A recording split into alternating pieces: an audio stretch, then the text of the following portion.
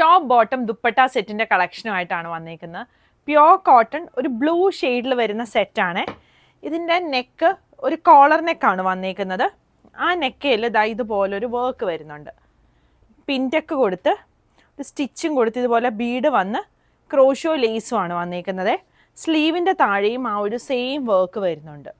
ബ്ലൂയിൽ ഇതുപോലെ paisley designs ആണ് വന്നിരിക്കുന്നത്. ബോട്ടം വരുന്നത് ഫ്രണ്ടിലും ബാക്കിലും എലാസ്റ്റിക് വന്ന് രണ്ട് സൈഡിലും പോക്കറ്റ് വരുന്ന ബോട്ടമാണ്. ദുപ്പട്ട ഈ മൽ കോട്ടൻ്റെ ദുപ്പട്ടയാണ് വന്നിരിക്കുന്നത്.